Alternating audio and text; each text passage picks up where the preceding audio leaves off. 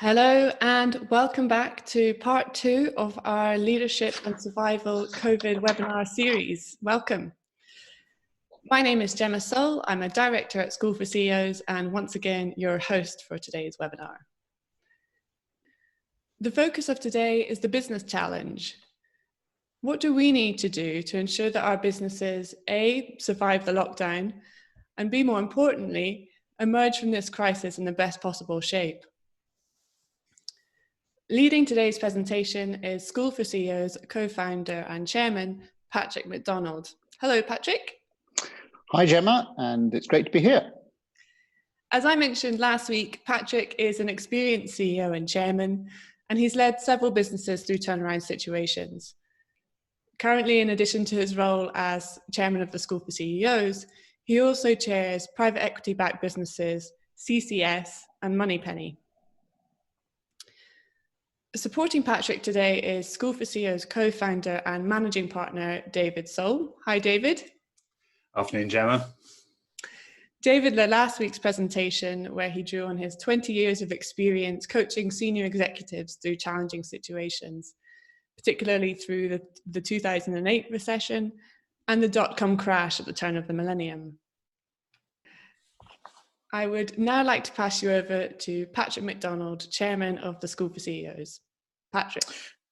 Thank you very much, Gemma, and welcome back everyone to the second of our 2 webinars on leadership and survival at this unprecedented time of challenge and change. Last week we held a webinar on the leadership challenge. This week's is about crisis management in a time of uncertainty. David Soul and I will be sharing some thoughts and ideas as we navigate these turbulent times together. Here's what we're going to cover over the next 35 minutes or so. First, we're going to talk about the perfect storm that has gathered for us all. We'll look at the importance of getting ahead of the curve over the coming days, weeks, and months. We'll then deal with the 3 phases of working through this crisis: hunker down, manage liquidity, and climb out. We're going to close with some thoughts on leading in 5 dimensions before reaching our conclusion. So, without any more ado, let's look at the perfect storm we found ourselves in. You may remember the book by Sebastian Junger, which was a huge hit when it came out. The poster here is from the film starring George Clooney. It's the true story of a fishing boat, the Andrea Gale, caught in a terrible nor'easter formed by the collision of several weather systems, what the meteorologists at the time called a perfect storm. Billy Tyne, the skipper, finds himself in a situation way beyond any he's experienced before. And there's this critical passage in the book that lays out just how bleak his position is.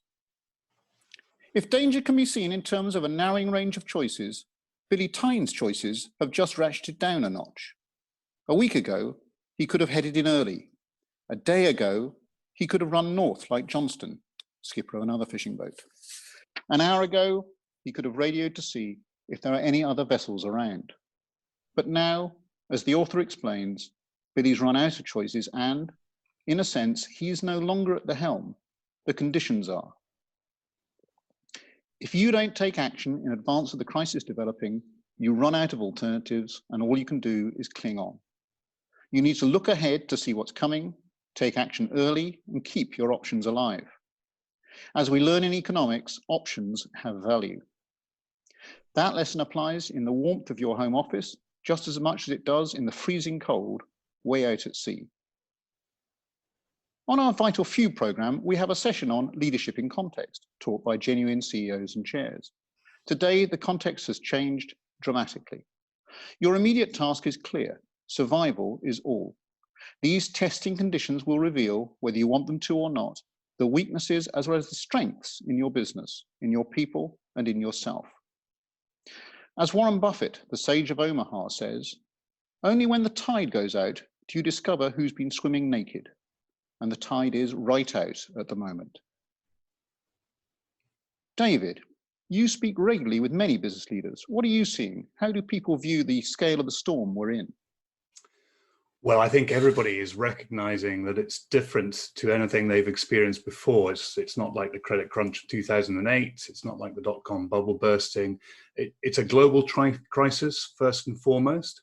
And secondly, it's a human crisis.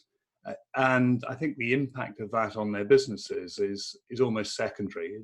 So it's the kind of scale of the crisis and the fact that it's affecting absolutely everyone is really causing people as business leaders to stop and think. Yes, it's multidimensional, isn't it? It's not just pieces of paper that have lost or gained in value. These are real people who are suffering here. As I said, the context has changed dramatically. The stock market has suffered its fastest fall ever, outstripping even those of the Great Depression of the 1930s. It's estimated that road traffic is down by a half globally, and that oil consumption will fall by nearly a quarter this month. That's huge. The press, radio, and TV are full of negative stories about the current perfect storm, and no wonder. There's bad news to be found wherever you look. Businesses have already started going bust, and this unfortunate trend is bound to continue.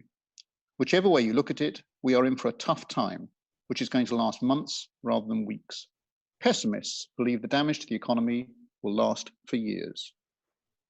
Certainly, as I walk or run around Edinburgh for my one daily exercise session, it is absolutely incredible to see the streets silent and empty, all retail outlets except food stores closed and dark. Someone working in the Bank of England told me that they can only cope by treating this as a disaster simulation exercise rather than reality. The charts have turned so negative they can't possibly be true, can they?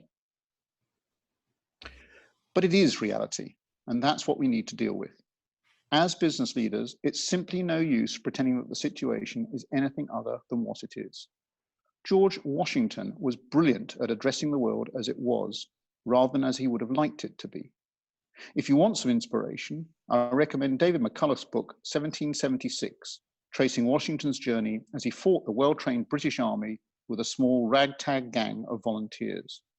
Despite suffering defeat after defeat and making mistake after mistake himself, he never wavered in his quest to beat us, and we know the rest. It's not all bad news.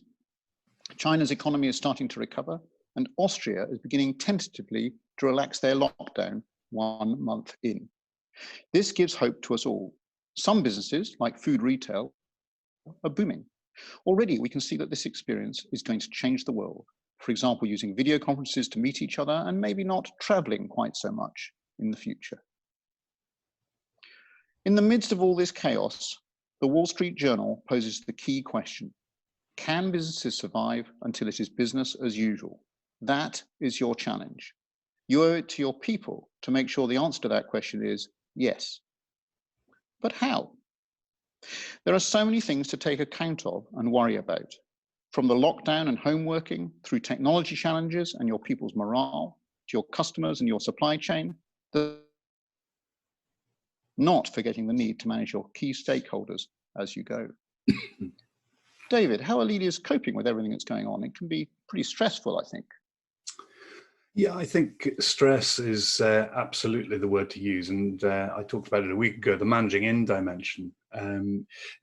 I think it's really testing everybody's resilience, both individually, collectively, and from an organizational perspective. And I think the ones who can cope with that are managing pretty well.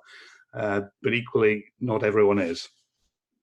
No, different people react in different ways. One of the benefits of the School for CEOs is access to our outstanding group of faculty members, experienced CEOs and chairs who run or have run real businesses. We asked them for their insights and wisdom about leading in a crisis. Here are some of their responses. A private equity chairman tells us to work with your team, open communications, two-way, face reality, get buy-in for the plan. Keep a calm appearance at all times, which gives confidence to others, is the advice of a FTSE 100 non-executive director. While a FTSE 100 CEO says, show leadership, be visible, and communicate. Finally, an international sportsperson reminds us to ensure that your reason for leading is the ultimate benefit of the team and its members, not for ego, career, or power. This is a human tragedy. You need to bring your humanity and humility to this. You need to put yourself in the shoes of those who are going through much worse than you are. As we have seen, this disease attacks indiscriminately, putting even the Prime Minister into intensive care. We wish him and everyone suffering from this virus the very best for a speedy recovery. Offer support where you can, accept support where it is given. We are all in this together. Time for a quick anonymous poll. Gemma will put up the poll, which you should see on your screen.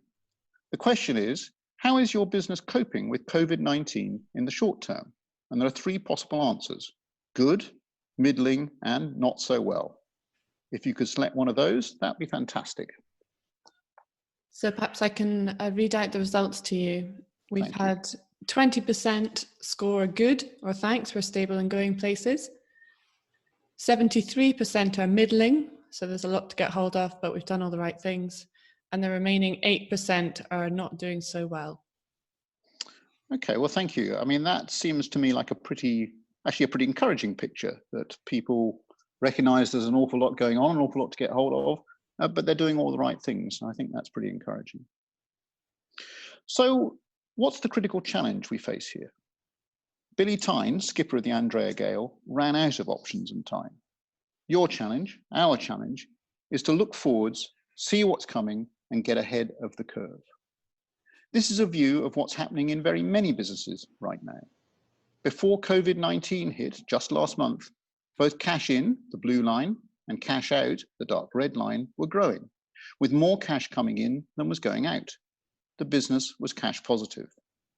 When the lockdown hit, suddenly volumes dropped off a cliff. Much less cash started coming in. No matter how fast you cut your costs, it's very hard to cut them as rapidly and as deeply.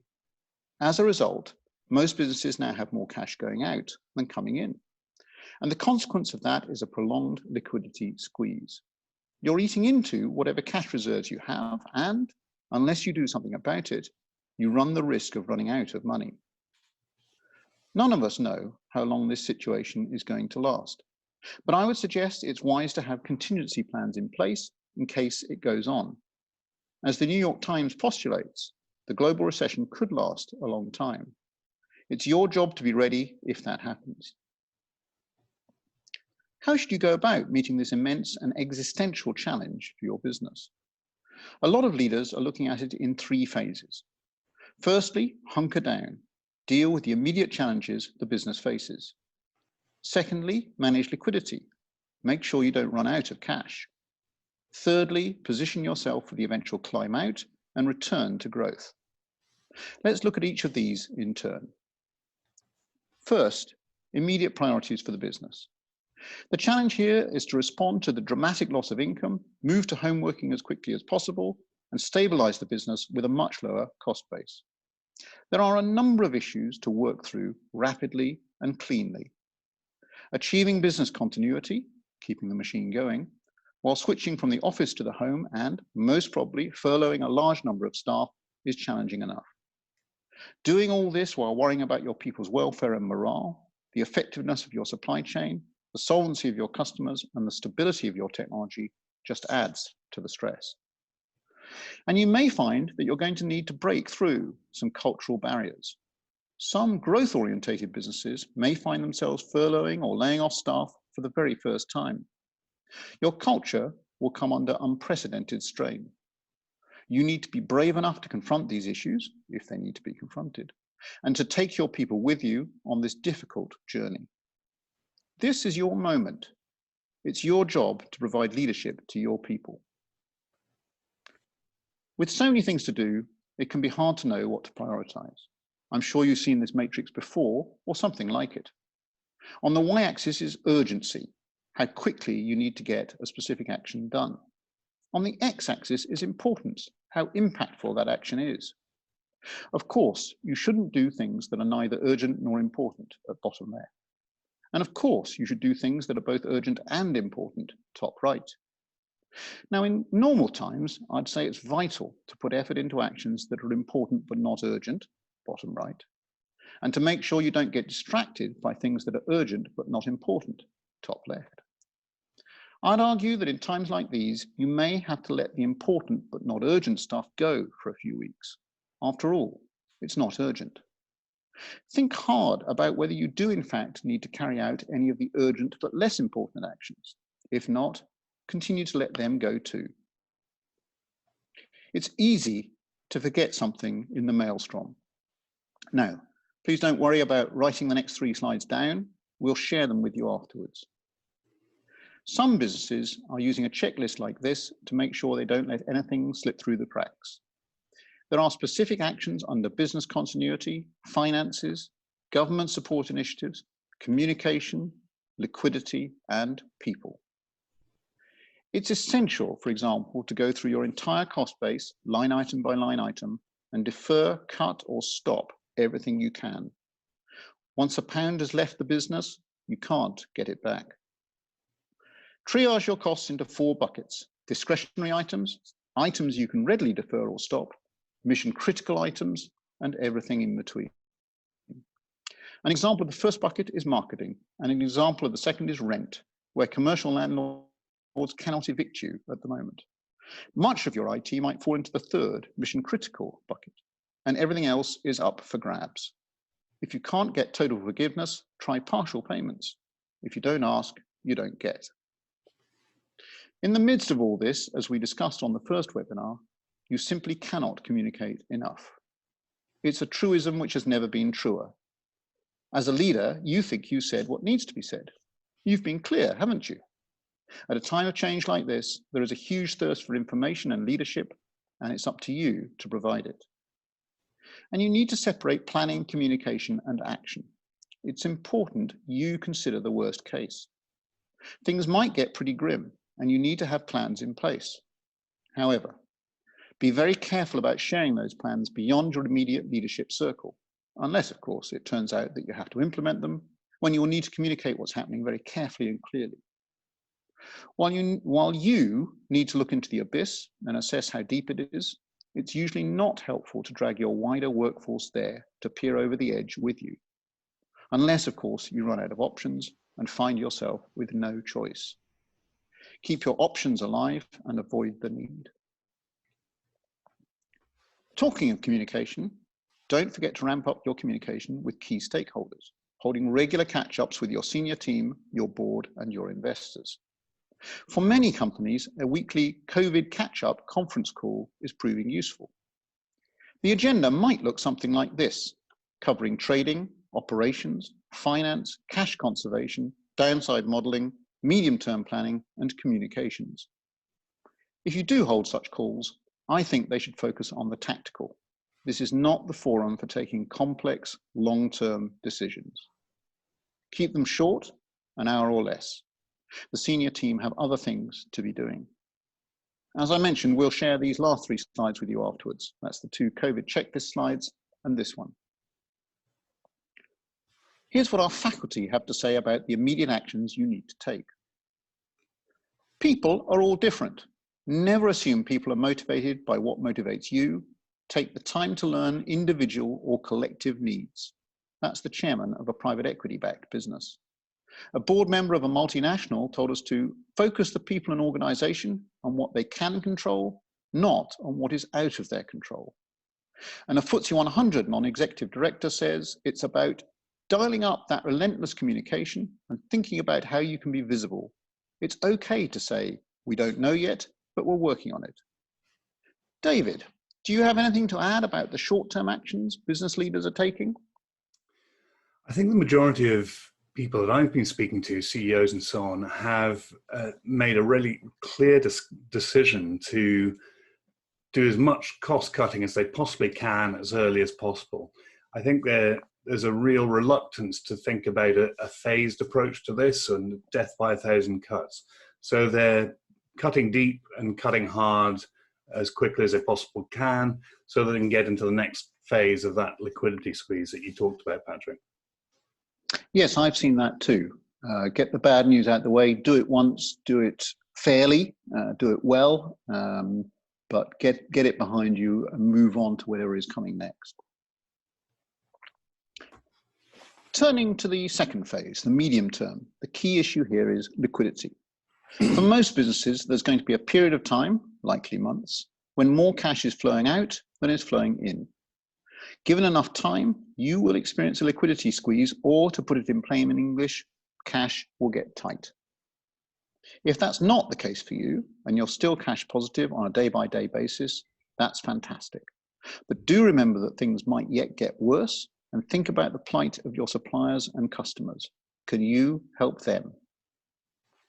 Liquidity will affect everything you do from now on, overlapping with and underpinning your decisions in phase 1 and phase 3.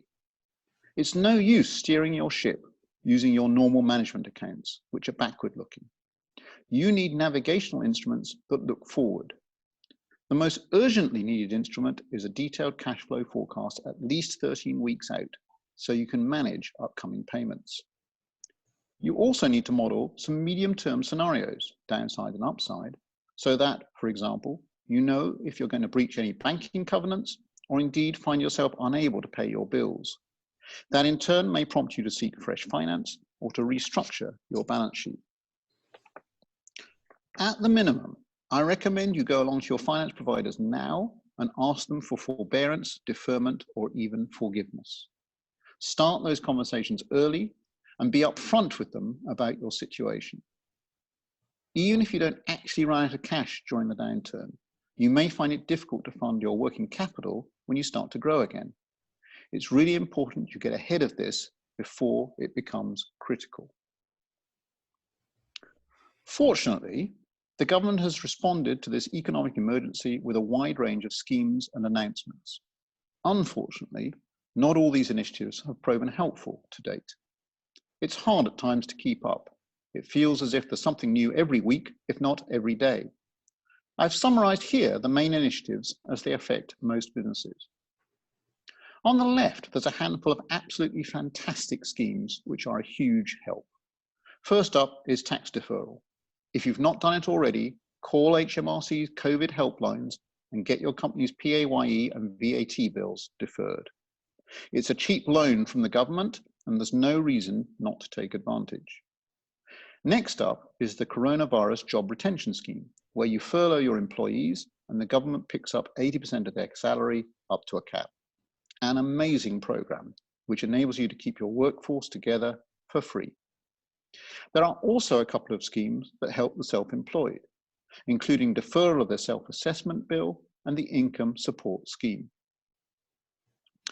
In the middle are a bunch of schemes which are helpful, but for most businesses are probably of marginal use. There's SSP relief for SMEs and grants and rates holidays for specific types of business. These are all fine, but probably won't decide whether your business makes it through or not. And finally, there's a handful of initiatives where the jury is still out. The CBILS offers bank loans guaranteed by the government. Take-up has been low, and it was revamped late last week. At the same time, its bigger brother, the CLBILS, came into being. In both cases, it's too early to tell whether they now hit the spot. And finally, for even larger companies, there's the CCFF, a program to buy investment-grade commercial paper. That looks as if it might be useful if you're a Unilever or a BP, but probably not if you're not. For now, I'd focus your efforts on tax deferral and furloughing. They are definitely hugely beneficial. David, what about the liquidity squeeze and government schemes? What are you hearing? I would agree with you again, Patrick. It's the furloughing has been very widely deployed and right across large businesses, large retail businesses to smaller businesses. And I think it's a terrific scheme. I think your point about the tax deferral is also featuring prominently. I've not heard of anyone look at schemes on the business interruption loan schemes, whether it's large businesses or small businesses. So I think that's very much, as you say, the jury's out over that one. Well, let's hope the government changes to that at the end of last week will make a positive difference. Once again, our faculty have some wisdom to offer.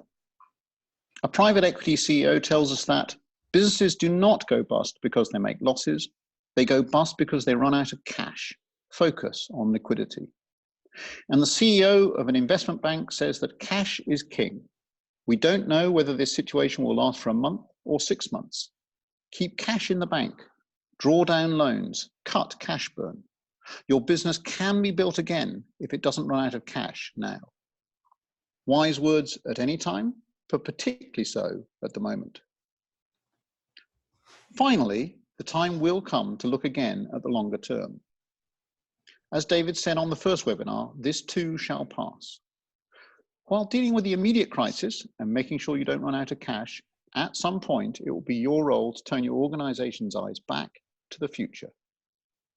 One day the lockdown will end, most likely in stages rather than all at once, and people will start to travel and spend money and go to the pub and watch football again.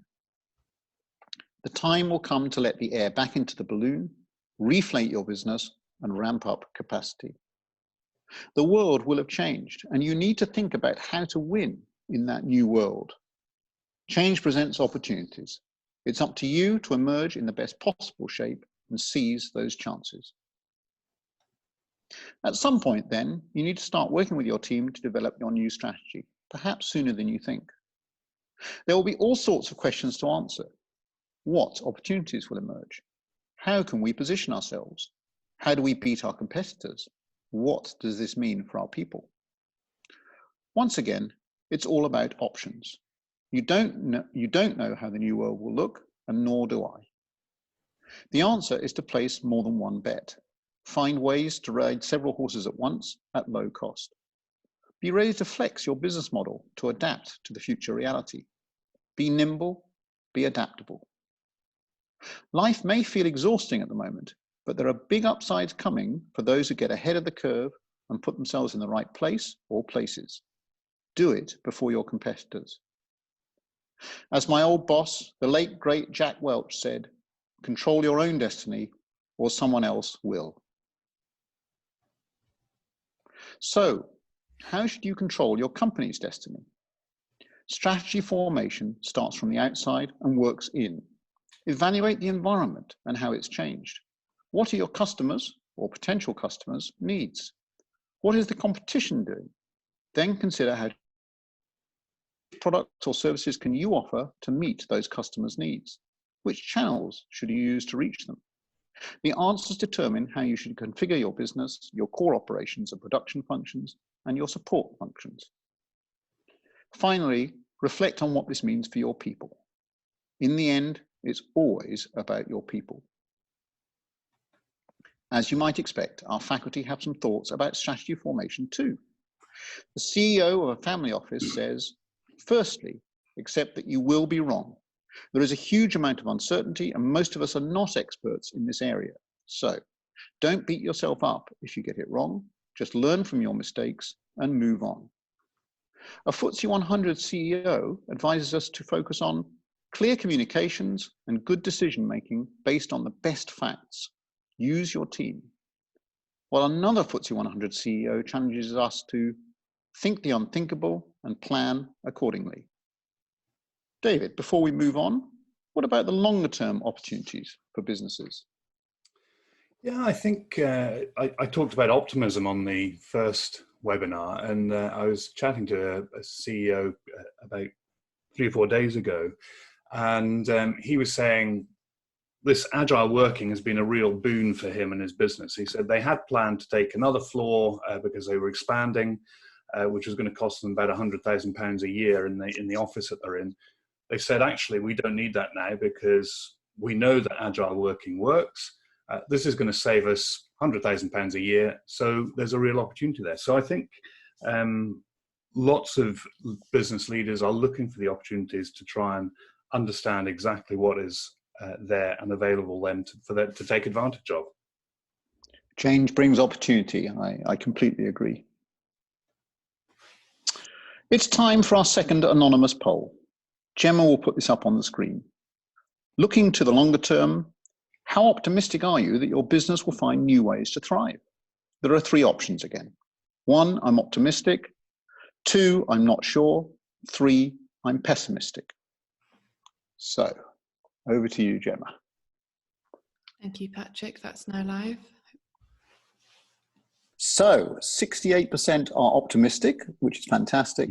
28% are not so sure. It's too early to tell yet.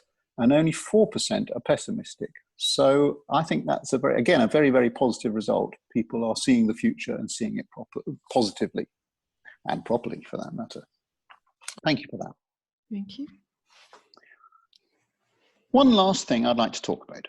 If you're a director or senior manager, remember your legal responsibilities.